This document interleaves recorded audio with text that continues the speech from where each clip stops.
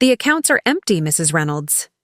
The bank manager's voice echoed through the phone as I gripped the kitchen counter to steady myself. "Both checking and savings were cleared out yesterday afternoon. I assumed you were aware." My world tilted sideways as I stared at the family photo hanging on our refrigerator. Me, Nathan, and our daughter Emma smiling in front of our lakeside cabin. 15 years of marriage, and our joint accounts of $247,000 gone without a word. Before we dive back in, let us know in the comments where you're watching from. And if this story resonates with you, don't forget to subscribe. Because tomorrow's story is something truly special I can't wait to share. That evening, when Nathan finally answered my call, his voice was cold and rehearsed. "Rebecca, I've moved on. Samantha and I need a fresh start, and legally I had every right to those accounts." Behind him, I heard a woman's laughter, young, carefree, followed by the clinking of expensive champagne glasses. The same distinctive sound from our anniversary trip to Napa Valley last year. I ended the call without argument, my hands trembling but my mind suddenly, strangely clear. The next morning, I walked into the offices of Reynolds Financial Advisors where Nathan served as managing partner. The receptionist's eyes widened as I approached.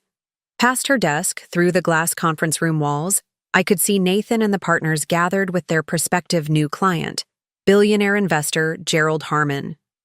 Before Nathan could intercept me, I calmly placed a single business card on the conference table. "Before you finalize any agreements," I said steadily, "Mr. Harmon should know who actually developed the proprietary investment algorithm that built this firm." The color drained from Nathan's face as Gerald Harmon picked up the card that read, "Dr. Rebecca Reynolds, PhD Mathematics, creator of the quantum forecast model."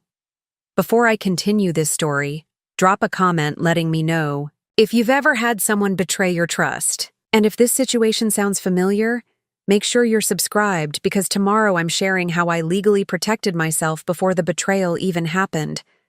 My hands wouldn't stop shaking as I drove home from the confrontation, the crisp autumn air doing nothing to calm my racing thoughts. The familiar two-story colonial we'd purchased when Nathan's firm first took off loomed ahead, its perfect landscaping and freshly painted shutters a testament to the life we'd carefully built. Together, or so I thought.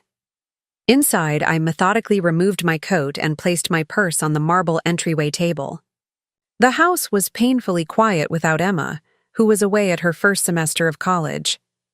Nathan wouldn't be home tonight, hadn't been home for 3 nights now. His excuses about client emergencies and strategic planning sessions now revealed as the lies they were. I poured myself a glass of the expensive Bordeaux we'd been saving for our upcoming anniversary. Somehow I doubted we'd be celebrating 20 years of marriage now. The irony wasn't lost on me that at 43, I'd just discovered my husband had emptied our accounts and was leaving me for a woman I'd glimpsed only once, at the firm's holiday party last December. Samantha Chen, the brilliant new financial analyst Nathan had hired on my recommendation after meeting her at a university alumni event, where I'd been giving a guest lecture. "She reminds me of you," Nathan had said. "Brilliant with numbers, but better with people." What he'd apparently meant was younger version of you. She couldn't be more than 30. My mind drifted back to 12 years ago, when I'd first developed the algorithm that would transform Nathan's struggling financial advisory practice into one of Boston's premier wealth management firms. I was 3 years into my mathematics professorship at MIT, specializing in predictive modeling and statistical analysis, when Nathan mentioned his frustration with traditional market forecasting tools. "The problem with current models," he'd said late one night as we sat at our kitchen table, "is they can't adequately account for market psychology and micro-trend correlations." That night, I began sketching the foundations of what would become the quantum forecast model, an algorithm that combined traditional market indicators with behavioral economics and micro-pattern recognition. For months, I spent evenings and weekends refining it, testing against historical data, making improvements. When I finally showed Nathan the complete model and its back-tested results, He was stunned. "This is revolutionary, Becca," he'd whispered, staring at the 87% accuracy rate in predicting market shifts. "This could change everything." And it had. Nathan's small practice, then called Cornerstone Financial, was transformed into Reynolds. Financial advisors growing from 3 employees to 32 in just 7 years. The algorithm became the firm's secret weapon, allowing them to navigate their clients through the 2008 financial crisis and subsequent market volatility with remarkable success. What most of Nathan's clients and partners didn't know was that I was the one who maintained and updated the algorithm quarterly, constantly refining and improving it while maintaining my university position. Nathan had insisted we keep my role quiet. Clients want to believe their financial advisor is the genius, he'd explained, and I had agreed, believing in our partnership. On paper, I was listed merely as a consultant, with Nathan holding all company shares. But at my insistence, and with the guidance of my former student turned intellectual property attorney, Zoe Washington, I had maintained clear documentation of my creation and ongoing development of the algorithm. I took my wine into our home office and unlocked the hidden panel in the antique desk, a feature Nathan had never discovered despite years of using the desk I'd inherited from my grandfather. Inside was a sealed envelope containing notarized documents establishing my authorship of the quantum forecast model dated and signed before Nathan had ever implemented it. Most importantly, there was the licensing agreement that Nathan had signed, one that my attorney had carefully ensured remained valid regardless of any corporate restructuring or marital status. Despite everything, I felt a strange calm settling over me as I reviewed the documents. I had always trusted Nathan completely, but my analytical mind had insisted on protecting my intellectual property, a decision that now seemed almost prescient. My phone buzzed with a text from Zoe. "Just got your message. How soon can we meet?" I replied immediately, "Tonight, if possible." Then I dialed one more number, the call that would change everything. When the voice answered on the third ring, I spoke clearly and without emotion. "Gerald, it's Rebecca Reynolds. There's something you should know about the investment model you saw today, and about the man who's claiming it as his own." I set down my phone and took a deep breath. 15 years of marriage was ending in betrayal, but something else was beginning. Tomorrow would bring a reckoning that Nathan never saw coming. It took a lot of care and time to prepare and narrate this for you, so if you're enjoying it, a quick subscribe really helps and means the world to us. All right, let's get back to it. The digital clock on my nightstand read 2:37 a.m., but sleep remained impossible. I sat at our bedroom window seat, watching the occasional car pass on our quiet suburban street, my mind replaying the journey that had led to this moment of betrayal. Nathan and I had met during my final year of graduate school at Princeton. I was presenting my doctoral research on predictive algorithmic models at a mathematics conference when a confident young financial analyst approached me afterward with thoughtful questions about practical applications.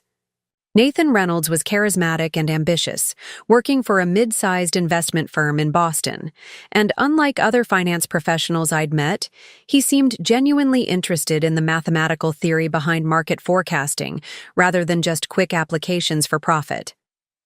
"Most financial advisors rely on outdated models," he'd said over coffee that had stretched into dinner. "They're missing the mathematical revolution happening in other fields. That's where the future lies." Our relationship developed quickly, intellectual. Conversations became weekend visits between Princeton and Boston, which evolved into me accepting a teaching position at MIT, partly to be closer to him. 8 months after meeting, he proposed on the harbor walk during a summer sunrise. A year later, we were married and determined to build something meaningful together. I continued my academic career while Nathan worked his way up at his firm, but he grew increasingly frustrated with the limitations of corporate finance. "I should start my own practice," he confided one night, "but competing against established firms without a unique advantage would be nearly impossible." That's when I began developing what would become the quantum forecast model as a side project, applying my research in stochastic processes to financial markets. The breakthrough came during a sabbatical semester when I identified a pattern correlation no one had mapped before. Traditional models treated certain market behaviors as random when they actually followed subtle mathematical patterns invisible without the right analytical framework. When I first showed Nathan my prototype program, his eyes had widened in disbelief, as it accurately backtested market shifts that had blindsided established financial firms. "This could be revolutionary," he whispered, scrolling through the projections. "With this, I could launch a boutique firm that outperforms the giants." The decision to keep my involvement quiet had seemed practical at the time. Nathan would be the face of the new advisory firm, while I maintained my academic position and refined the algorithm behind the scenes. "Clients invest with people they trust, not programs," Nathan had explained. "They need to believe in me, not feel like they're turning their money over to a computer model." Dr. Preston, my department chair at MIT, had warned me during a confidential lunch shortly after Nathan launched his firm. "Rebecca, make sure you protect your intellectual property," he'd advised, his eyes serious behind wire-rimmed glasses. "I've seen too many academics lose control of their innovations by not establishing clear ownership from the start." Following his advice, I'd contacted Zoe Washington, a brilliant former student who had gone on to specialize in intellectual property law. "The algorithm needs protection beyond patents," she'd explained. "We need contracts that establish your ongoing ownership regardless of how it's implemented commercially." Together, we'd created a licensing agreement that Nathan had signed without much attention, too focused on building his client list to scrutinize the legal details Zoe had carefully crafted. As Reynolds Financial grew, so did our personal life. Emma was born a year after the firm launched, and I reduced my teaching load to balance motherhood, my algorithm maintenance, and research. Our life had seemed perfect. A beautiful home in Lexington, summer weekends at our cabin on Lake Winnipesaukee, and the satisfaction of building something successful together. Or so I thought. Looking back, I could now see the warning signs that had been there for months, perhaps even years. Nathan had become increasingly distant, our conversations centering almost exclusively on Emma's college preparation or house maintenance, rather than the intellectual discussions that had once connected us. He'd begun attending more client dinners and industry conferences, returning home late smelling of unfamiliar perfume, which he'd casually attributed to meeting female clients or colleagues. The changes in our finances should have alerted me sooner. Small withdrawals from our joint accounts that Nathan explained away as business development expenses. The new credit card I discovered accidentally when a statement arrived at our home. Apparently his mail was now being directed elsewhere.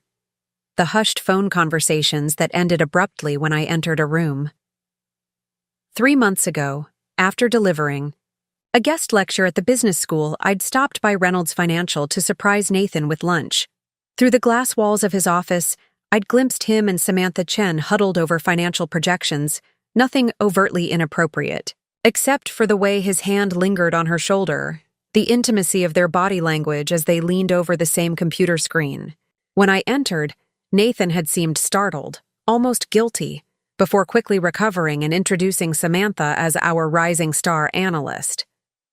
"Rebecca, what a nice surprise," he'd said too enthusiastically. "You remember Samantha from the holiday party? She's been implementing some fascinating adjustments to our client protocols." Samantha had smiled warmly, her admiration for Nathan evident. "Your husband is a brilliant mentor, Dr. Reynolds. The quantum approach to market analysis is unlike anything I've encountered in my studies." "The quantum approach?" I'd asked, the proprietary name for my algorithm sounding strange coming from her lips. "Nathan's forecasting methodology," she'd clarified. "He's been teaching me the fundamentals, though he says it took him years to develop." I'd felt a strange chill then, but dismissed it, choosing to trust my husband of 15 years, rather than acknowledge the territorial gleam in Samantha's eyes or the discomfort in Nathan's forced smile. Now, as dawn broke over our neighborhood, that memory burned with new significance. Nathan hadn't just betrayed our marriage, he'd been systematically positioning himself to take full credit for my work, establishing himself as the sole genius behind the algorithm in Samantha's eyes, and perhaps throughout the financial community. My phone buzzed with a text from Zoe. Documents reviewed. Meeting set with Gerald Harmon for 10 a.m. at my office. He's intrigued. Gerald Harmon's investment would have transformed Reynolds Financial from a successful regional firm to a national player. With his backing, Nathan had planned to launch a proprietary investment fund based on my algorithm, potentially generating millions in management fees. The fund prospectus, which I'd helped prepare but never seen the final version of, had apparently erased any mention of my contribution. I moved from the window seat to my laptop, logging into our home network where I kept encrypted backups of each iteration of the algorithm. The most recent version, completed just 3 weeks ago, included refinements that made it 3% more accurate in volatile markets, a significant edge in the financial world. Nathan had excitedly implemented it immediately, not realizing that I had embedded a subtle signature in the code, a mathematical verification of my authorship that any expert could identify. As I reviewed the documentation Zoe and I had prepared, over the years a plan began to form. Nathan had emptied our accounts, believing financial pressure would leave me powerless while he launched his new life with Samantha. What he didn't realize was that money, while significant, was far from my only resource. The algorithm that had built his success remained mine, and unlike our marriage, that was something legally protected from his betrayal. The offices of Blackwell in Washington occupied the 32nd floor of a gleaming downtown high-rise, offering sweeping views of Boston Harbor. Zoe greeted me with a quick hug before ushering me into her corner office where Gerald Harmon waited, his imposing frame filling an ergonomic chair that probably cost more than most people's monthly rent. "Dr. Reynolds," he said, rising to shake my hand. "I've been looking forward to meeting the actual mind behind the quantum forecast model." His direct acknowledgement of my role caught me off guard. I'd expected to spend this meeting convincing him of my contribution, not starting with his acceptance of it. "Your husband has been rather effusive about the algorithm's capabilities," Gerald continued, gesturing for me to sit, "though peculiarly vague about its development. When you called last night, several pieces fell into place." Zoe placed a folder on the conference table. "We've prepared documentation establishing Rebecca's ownership of the intellectual property, including the original development logs, the licensing agreement with Reynolds Financial, and evidence of her ongoing refinement of the algorithm." Gerald nodded, scanning the materials with the efficiency of someone accustomed to absorbing complex information quickly. "And you're certain Nathan can't claim joint development?" "The algorithm is based on my doctoral research," I explained. Nathan contributed valuable feedback on practical applications for the financial sector, but the mathematical framework and code implementation were entirely my work. "I've maintained comprehensive logs dating back to the initial development." "Which presents our current opportunity," Zoe interjected. "Nathan's actions, both personally and professionally, have triggered several breach clauses in the licensing agreement." Gerald studied me with newfound interest. "So you're not just here about the emptied accounts?" "The accounts are a symptom of a larger betrayal," I acknowledged. "Nathan is launching a proprietary fund based on my algorithm while simultaneously attempting to remove me from the equation, personally, financially, and professionally." "And you want what exactly?" Gerald asked, his tone neutral but evaluating. Before I could answer, my phone buzzed with an incoming email. The subject line made my blood run cold. "Termination of consulting agreement, Reynolds Financial Advisors, i.e." Opened it with trembling fingers. Nathan's message was brief and clinical. "Rebecca, This letter serves as formal notice of termination of your consulting agreement with Reynolds Financial Advisors, effective immediately. All access credentials have been revoked. Any company property in your possession must be returned within 48 hours.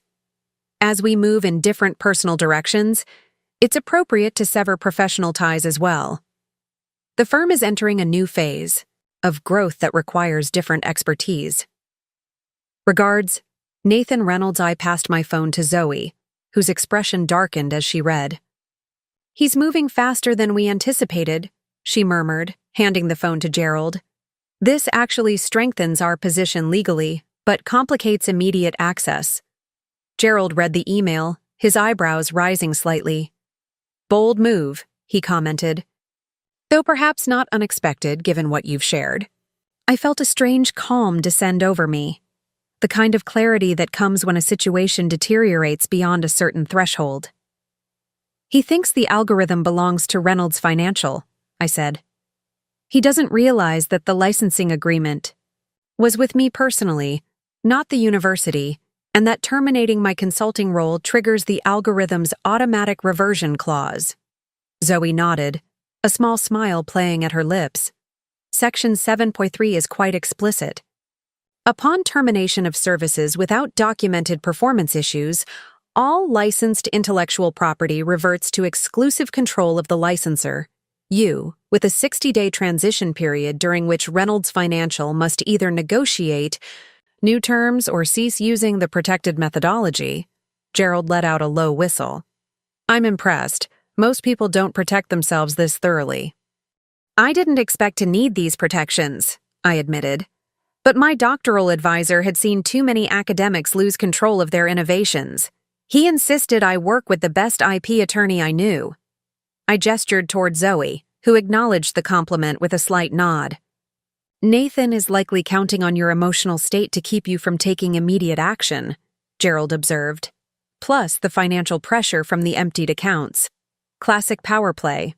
Remove resources, then offer a settlement that seems generous, but actually undervalues the asset. Which brings us back to what you want, Zoe prompted, returning to Gerald's earlier question. I took a deep breath. Justice, but not destruction. Nathan built a firm that serves over 300 clients. Those people shouldn't suffer because of his personal and ethical failures. But I won't allow him to profit from my work while leaving me financially devastated. Gerald studied me with new respect. A remarkably measured response, given the circumstances. I've had all night to move past anger to strategy, I replied. The question is how to proceed without a protracted legal battle that would harm the firm's reputation and clients. Zoe opened her laptop. I've drafted several options, ranging from aggressive to conciliatory. She turned the screen toward me. The most balanced approach would be enforcing the reversion clause while simultaneously offering a new licensing agreement with significantly different terms. As we discussed options, my phone rang. Nathan's office line. I showed the others, then answered on speaker. Rebecca, Nathan's voice was artificially pleasant. I wanted to follow up personally about the consulting agreement. That's thoughtful, I replied neutrally. I was just reviewing it with counsel, actually. A pause. You've contacted an attorney already? That seems premature. I was going to suggest a severance arrangement that's quite generous. 6 months of your usual consulting fee. Zoe raised an eyebrow at the insultingly low offer. The algorithm generated millions annually for the firm. That's an interesting starting point, I replied. Though it doesn't address the algorithm's licensing status following termination. Another pause, longer this time. The algorithm is proprietary to Reynolds Financial. It was developed during our marriage using firm resources. That's not supported by the documentation, I countered, keeping my voice calm despite the audacity of his claim. The licensing agreement you signed is quite specific about ownership and reversibility. What licensing? He stopped mid-sentence, and I could almost see him frantically searching his memory for a document he'd signed years ago without proper attention. You're confused about some preliminary paperwork from when we were getting started. Any intellectual property developed for the firm belongs to Reynolds Financial. Gerald gestured for the phone. I nodded, putting the call on mute temporarily. Allow me to suggest something, Gerald whispered. With your permission. I unmuted the call. Nathan, I have Gerald Harmon here with me. You remember from yesterday's meeting? The silence on the other end was deafening. Nathan, are you there? Why is Gerald Harmon meeting with you? His voice had lost its artificial pleasantness. Mr. Reynolds, Gerald interjected smoothly, I make it a practice to understand all aspects of a potential investment. When your wife contacted me about her role in developing the quantum forecast model, I naturally wanted to hear her perspective before finalizing our arrangement. This is a personal matter between my wife and me, Nathan replied, tension evident in his voice. It has no bearing on the investment opportunity we discussed. On the contrary, Gerald countered, the algorithm's ownership substantially impacts my investment decision. If what Dr. Reynolds asserts is accurate, that she can revoke your license to use the proprietary methodology that differentiates your firm, that fundamentally alters the valuation model. I could hear Nathan's breathing change, becoming more controlled, more calculated. He was switching from defensive to strategic. Perhaps we should discuss this in person, he suggested. All of us. There seems to be some confusion about roles and contributions that could be easily clarified. Zoe slid a note across the table. He's stalling to consult with his attorneys. That's an excellent idea, I replied. How about noon at Blackwell in Washington? Zoe can make her conference room available. Zoe Washington is involved? Nathan's voice betrayed his growing realization of how prepared I was. I think our corporate counsel should participate in this discussion. Of course, I agreed. Bring whoever you need. We'll see you at noon. After ending the call, Gerald turned to me with newfound respect. You're handling this remarkably well. Most people would be falling apart under these circumstances. I'm compartmentalizing, I admitted. The personal betrayal is devastating, but I can't afford emotional indulgence right now. There's too much at stake. Speaking of stakes, Zoe interjected, we should discuss what happens if Nathan refuses to acknowledge the licensing agreement. Are you prepared for litigation if necessary? I nodded slowly. If it comes to that. But Nathan is ultimately pragmatic. Once he understands his legal position is untenable, he'll negotiate rather than risk losing everything. Including his relationship with Ms. Chen? Gerald asked carefully. The question caught me off guard. I hadn't considered how Samantha might react when she discovered Nathan wasn't the brilliant architect of the algorithm that had attracted her, professionally and perhaps personally. That's not my concern, I said finally. Though I imagine finding out he's not the mathematical genius he presented himself as might affect her perception. Zoe's assistant knocked and entered with a manila envelope. This just arrived by courier for Dr. Reynolds. I opened it, finding a formal letter from Reynolds Financial's corporate attorney demanding I cease and desist making defamatory claims of algorithm ownership and threatening litigation for attempted corporate sabotage and extortion. Attached was a hastily drafted affidavit signed by Nathan claiming sole development of the quantum forecast model, with only minor consultation from me. I passed the documents to Zoe, who scanned them quickly and smiled. This is good news. How is being threatened with litigation good news? I asked. Because it shows they're panicking, she explained. This affidavit directly contradicts documentation we have, including Nathan's own emails acknowledging your role. They're reacting without proper legal review, which means they haven't found your licensing agreement yet. Gerald checked his watch. 2 hours until the meeting. What's your strategy? I thought for a moment, considering the multiple dimensions of betrayal Nathan had engineered. Emptying our accounts, terminating my professional connection to the firm, attempting to erase my contribution to the algorithm, and presumably planning a future with Samantha built on these deceptions. We need to separate emotion from strategy, I said finally. Nathan thinks he's holding all the cards because he controls the firm and the money.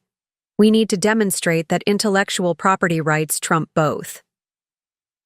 And the accounts? Zoe asked gently. Do you want to address the financial betrayal as, well? One battle at a time, I replied. First, we establish my ownership of the algorithm. Once Nathan understands his professional future depends on my goodwill, we can address the personal financial issues. Gerald nodded approvingly. Smart approach. Focus on what gives you leverage. As Zoe began preparing materials for our noon meeting, I stepped to the window overlooking the harbor. Somewhere across the city, Nathan was undoubtedly meeting with his attorneys, perhaps sitting beside Samantha, crafting counter-arguments and strategies. He was likely confident in his position. He controlled the firm, had secured the accounts, and believed he'd successfully minimized my role over years of careful positioning.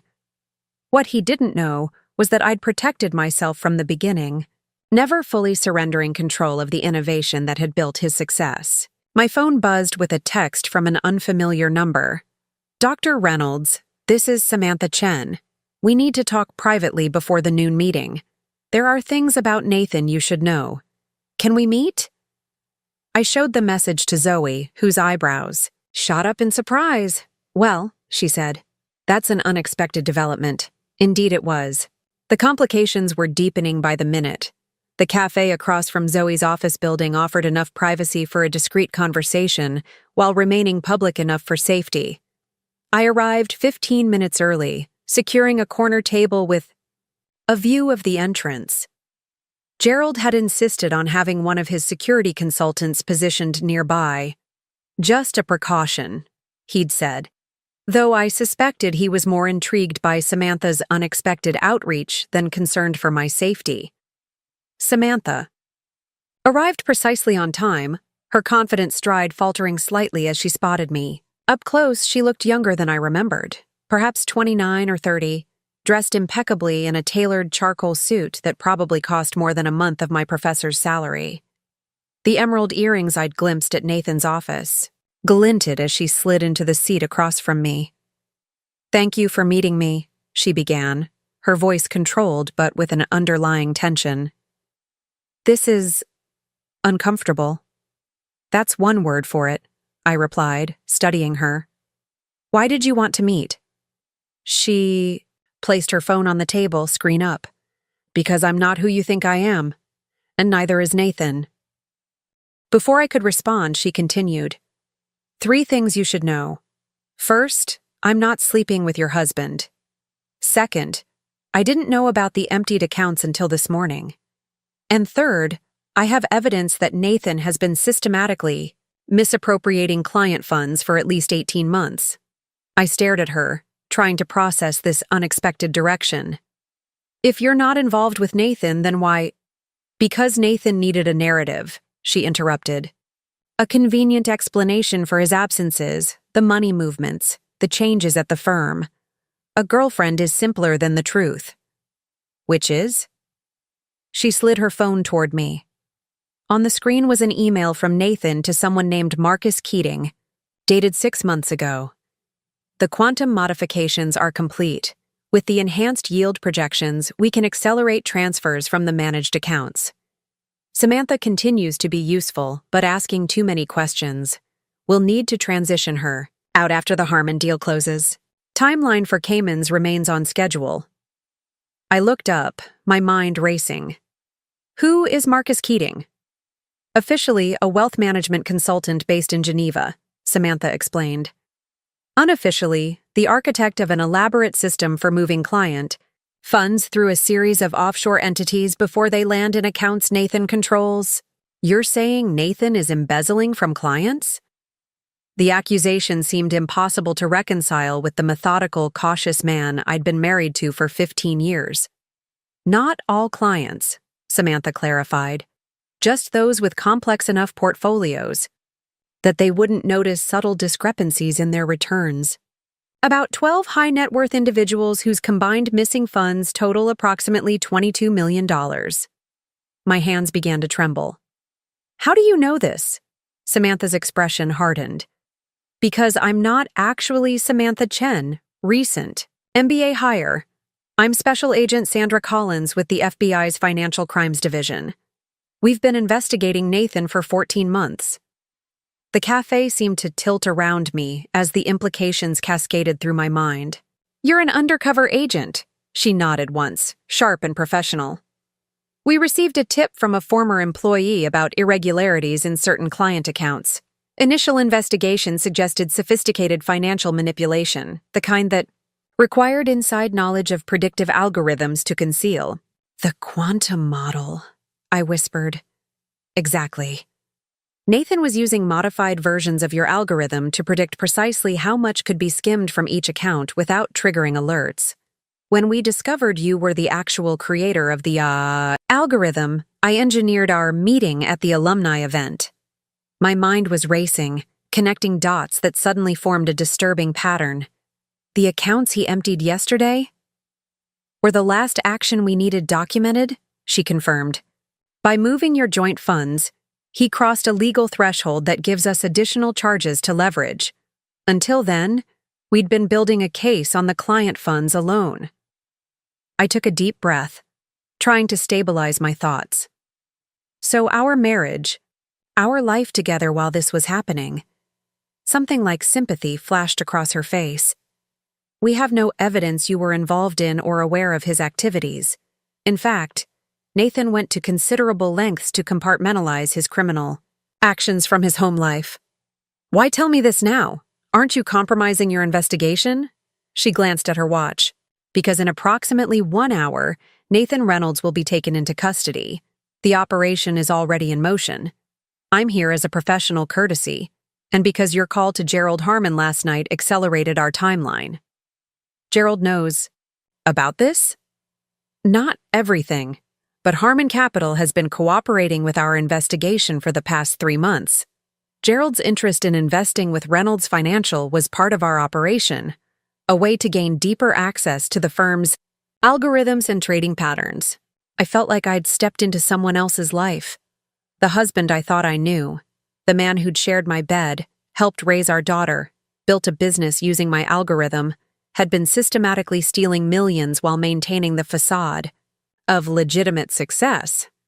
The licensing agreement, I said suddenly.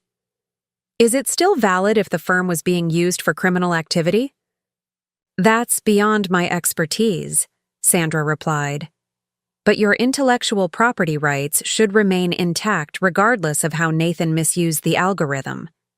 You'll want to consult with Ms. Washington about protecting your interests during the asset seizure process. My phone buzzed. A message from Zoe. Nathan's attorneys requesting postponement of noon meeting. Said he's unavailable due to emergency. Advice?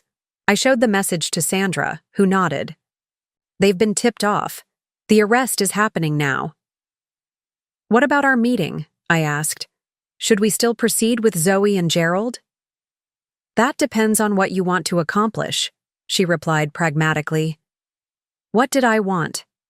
The question echoed through my mind as I tried to recalibrate to this new reality.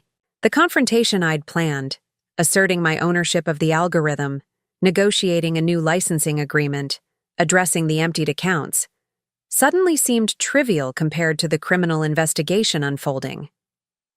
I need to protect my intellectual property, I said finally. Regardless of what happens with Nathan or the firm. Sandra nodded. Then yes, meet with your attorney and Harmon. My team will be in touch afterward about your potential role as a witness in the case against your husband.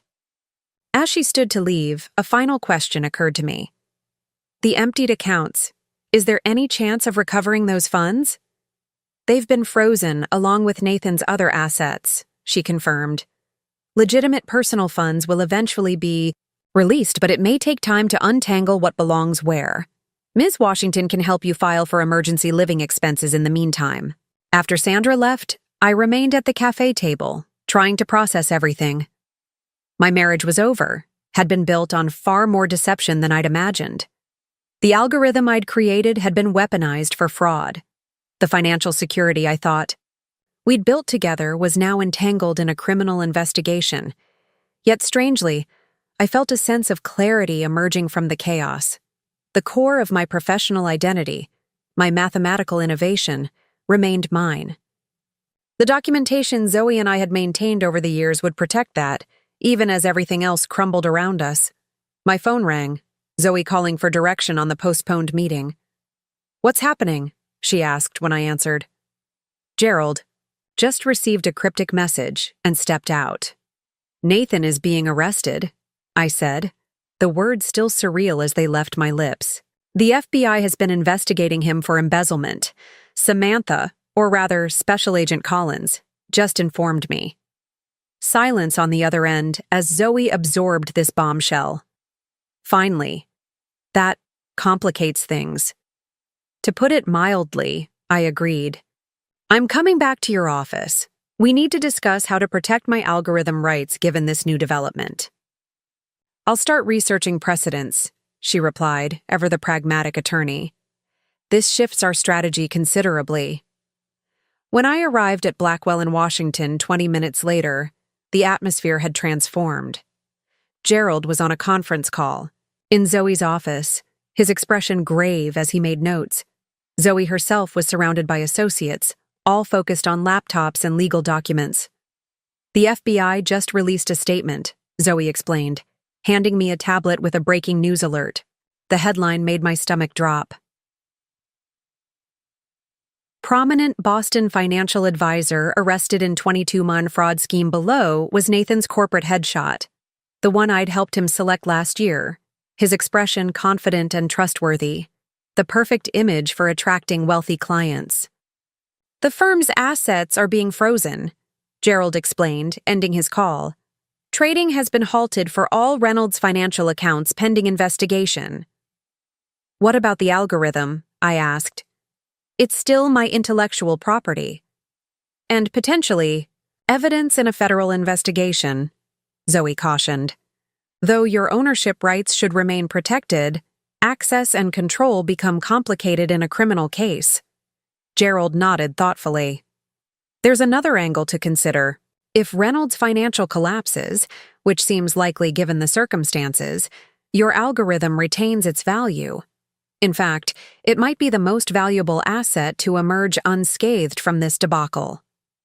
"Assuming it wasn't fundamentally altered for fraudulent purposes," I countered. "That's what we need to determine," Gerald agreed. "How quickly could you verify whether the version in use at Reynolds Financial matches your original design?" I considered the question. "With proper access, a few hours. I'd need to see the implementation code and run comparison diagnostics against my master version." Zoe was already making notes. "I'll file an emergency motion to grant you access for verification purposes, citing your intellectual property rights and offering cooperation with the investigation." As they worked, my phone buzzed with a text from Emma. "Mom, what's happening? CNN is saying Dad's been arrested?" My heart sank. Our daughter, away at college, focused on her freshman year, now had to contend with this public humiliation. I stepped away to call her, searching for words to explain something I barely understood myself. "Mom?" Emma's voice was small, frightened, in a way I hadn't heard since she was a child. "Is it true? About Dad?" "Yes, sweetheart," I said gently. "There's an investigation into some financial irregularities at the firm. I don't know all the details yet." "They're saying he stole money from clients," she pressed. "That can't be right. He wouldn't do that." I closed my eyes, feeling the weight of shattered illusions, not just mine now, but hers too. "I don't have all the answers yet, Em, but I promise I'll tell you everything I learn. For now, try not to read the news reports. They're likely speculating beyond the facts." "Are you okay?" she asked, her concern for me amid her own shock touching my heart. "I'm with Zoe Washington," I assured her. "We're working through the implications. I'll be fine." After promising to call her later with updates, I returned to find Gerald ending another call, his expression thoughtful.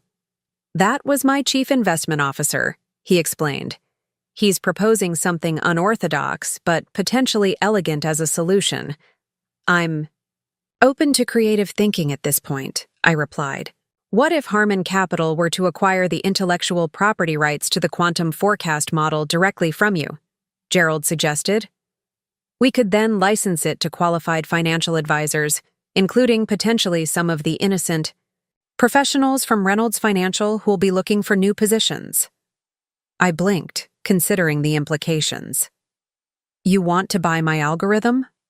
"Not exactly," he clarified. "We want to partner with you to create a new implementation. One, verified as untainted by Nathan's activities. You would maintain ownership and creative control while we provide the infrastructure and distribution network. Essentially creating a legitimate version of what Nathan was planning," Zoe observed. "But with proper attribution and compensation to the actual creator," Gerald emphasized, nodding toward me. The proposal was unexpected, but oddly fitting, a way to salvage something positive from the wreckage of Nathan's betrayal. My algorithm could still fulfill its original purpose of helping investors navigate market complexity, just without the fraudulent applications Nathan had developed. "I'd need certain guarantees," I said, mind already mapping potential structures. "Creative control, ongoing involvement in refinements, proper academic recognition." "All reasonable," Gerald agreed. "We could start with an exclusive 2-year license while you determine your longer-term preferences." As Zoe began outlining potential terms, my phone buzzed again, this time with a call from Sandra Collins. "Dr. Reynolds," she said when I answered. "Nathan is asking to speak with you."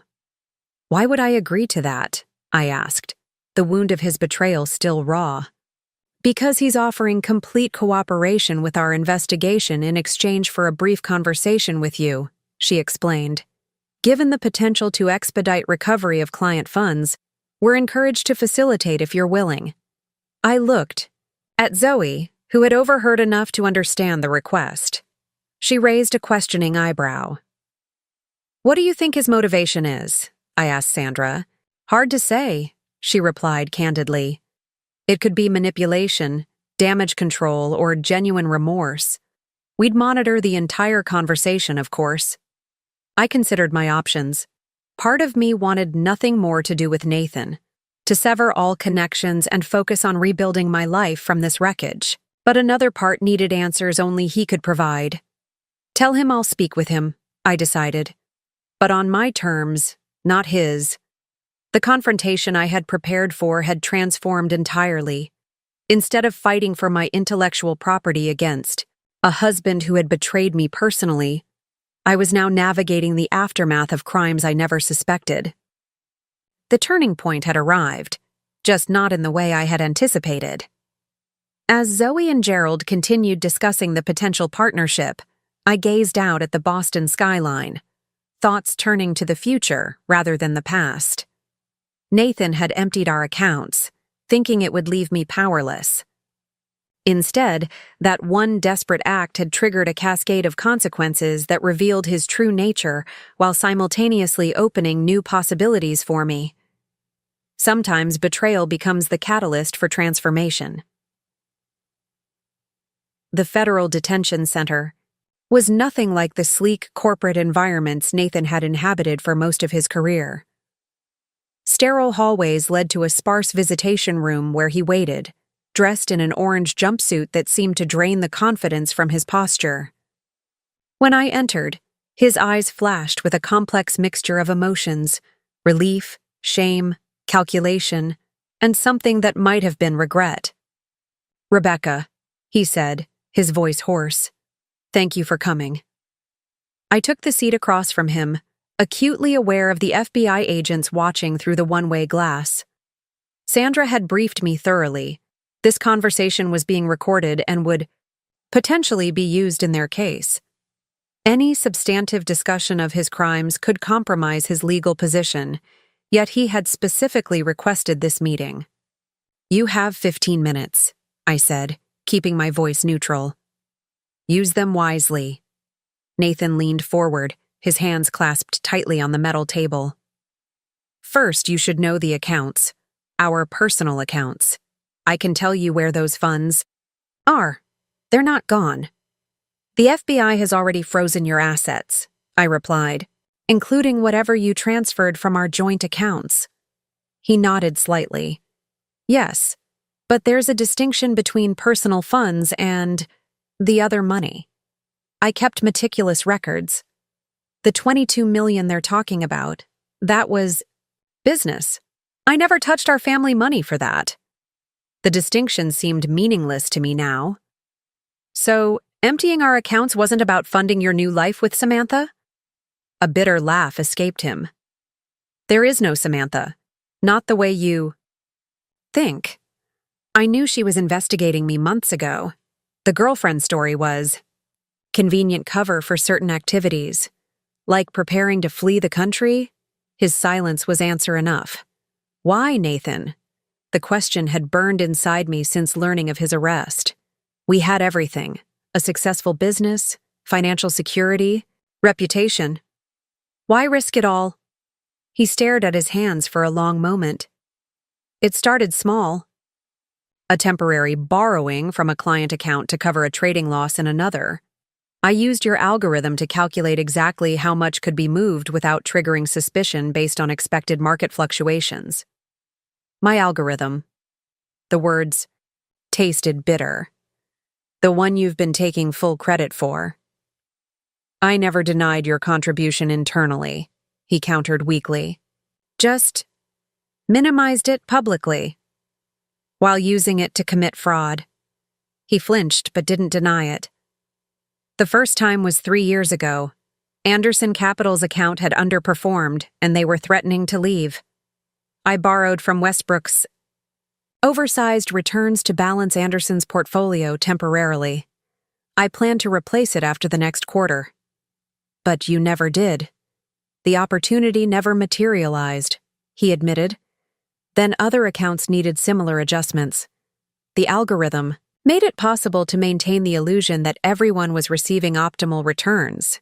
The modified version could predict precisely how much could be extracted without statistical anomalies. I felt physically ill imagining my mathematics, designed to help people navigate market complexity, being weaponized for fraud. And the offshore accounts? Insurance, he said simply. The deeper I got, the more I needed an exit strategy. Marcus Keating provided that infrastructure.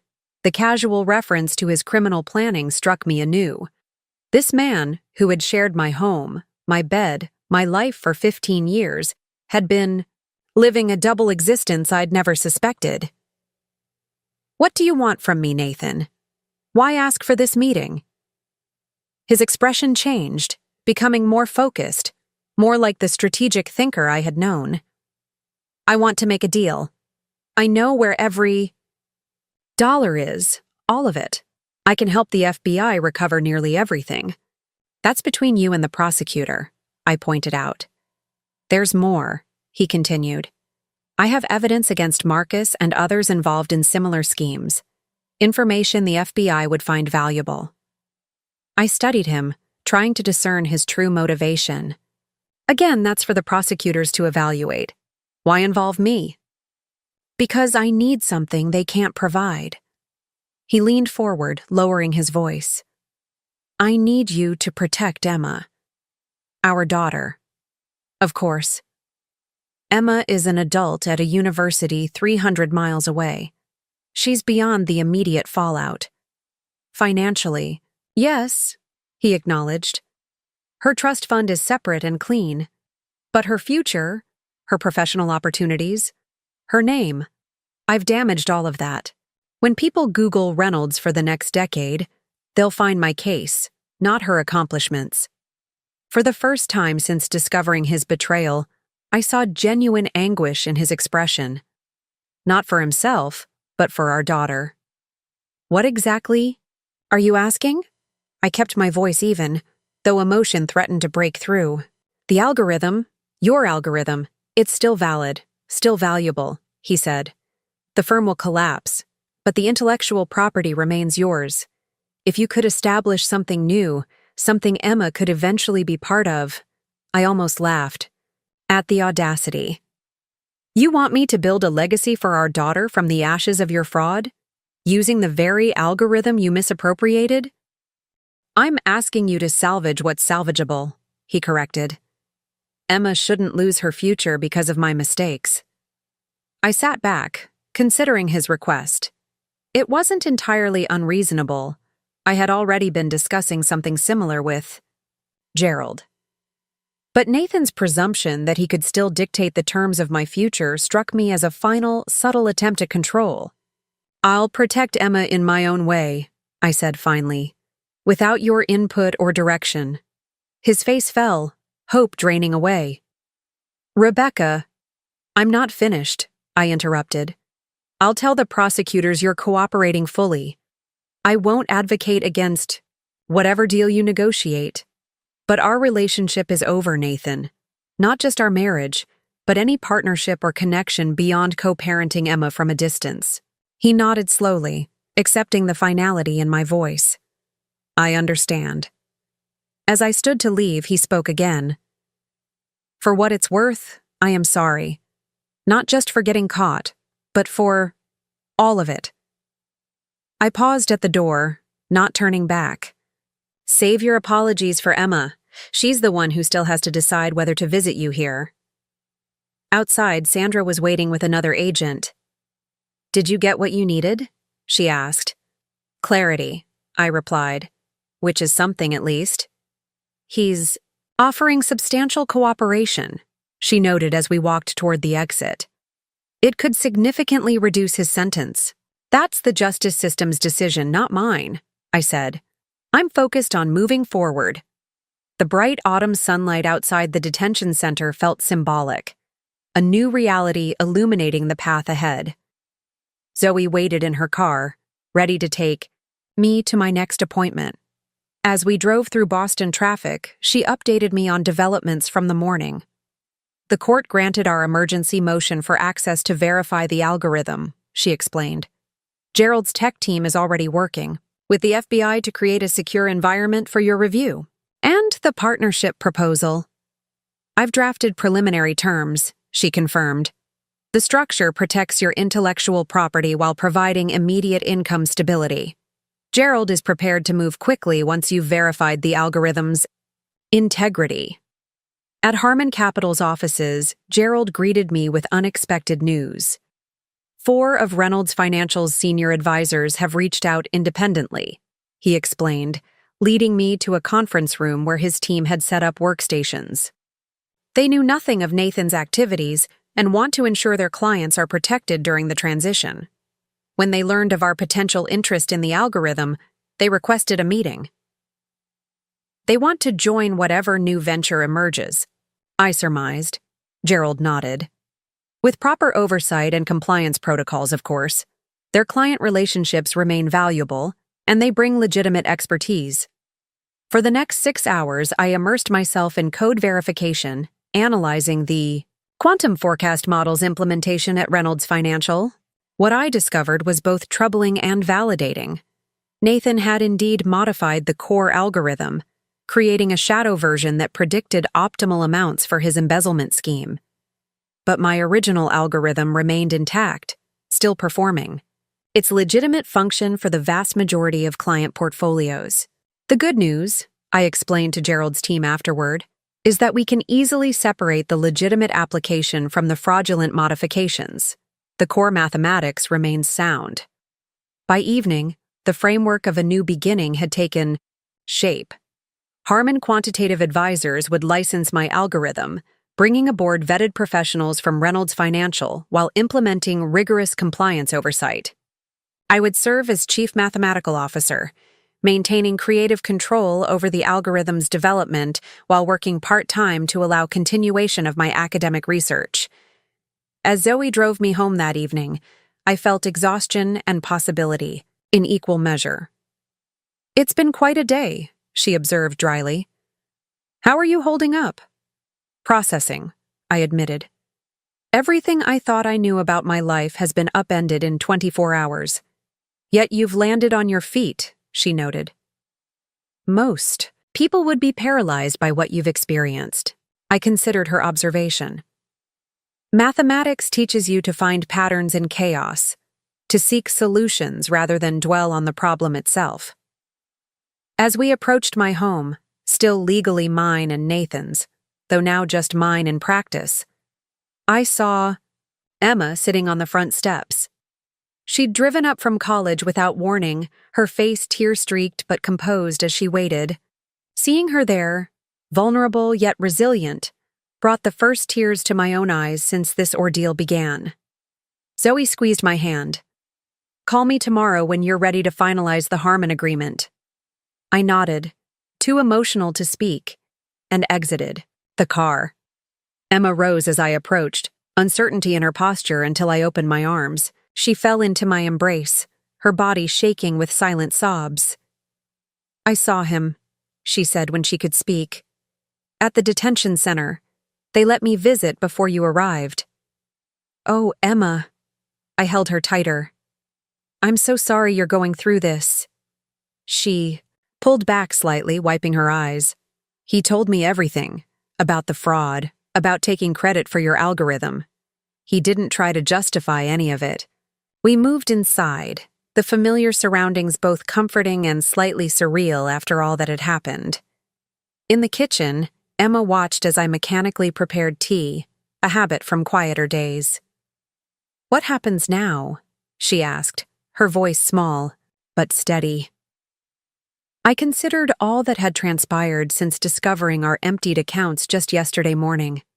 The one phone call to Gerald that had set everything in motion, the cascade of revelations that followed, the unexpected pathway forward that had emerged from complete devastation. "We rebuild," I said simply, "differently than before, but perhaps better for the truth."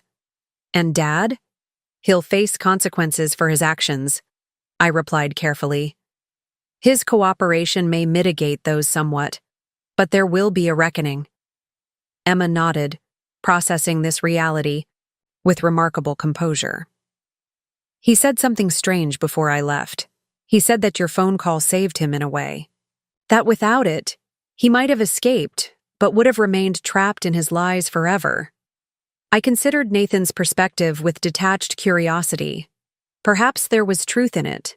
My discovery and subsequent actions had forced a confrontation with reality he might otherwise have continued avoiding. The emptied accounts, meant to cripple me financially, had instead triggered his downfall, and perhaps a chance for eventual redemption. "Sometimes," I told Emma, "losing everything is the only way to see what matters." 6 months later, I stood at the podium in MIT's mathematics building, presenting the refined quantum forecast model to an academic audience for the first time. In the front row sat Gerald Harmon, alongside Emma, home for spring break.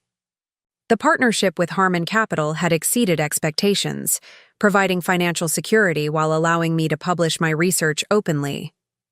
The court had approved a settlement that returned most client funds while imposing a 12-year sentence on Nathan, reduced from 20 for his cooperation. The divorce had finalized quietly, with Nathan relinquishing all claims to our assets and my intellectual property. The house had been sold, and I had moved to a smaller place closer to campus. The model demonstrates that market behaviors previously considered random actually follow discernible patterns when viewed through the appropriate mathematical lens, I explained to the attentive audience. By identifying these patterns, we can better navigate financial complexity without succumbing to either excessive risk or unwarranted conservatism. As questions followed my presentation, I reflected on the journey that had brought me here. Nathan's betrayal, emptying our accounts, attempting to take credit for my work, building a criminal enterprise using my algorithm had been devastating. Yet from that betrayal had come unexpected freedom and opportunity. The one phone call I'd made to Gerald Harmon, intended simply to protect my intellectual property, had set in motion a sequence of events that transformed disaster into opportunity. The algorithm I'd created was now being used as intended, helping clients navigate market complexity ethically and effectively. My academic reputation was enhanced rather than diminished by association with Nathan's crimes. After the presentation, Emma linked her arm through mine as we walked across campus. "Mom, that was amazing. I actually understood about 60% of it." I laughed. "That's 30% more than most finance professionals."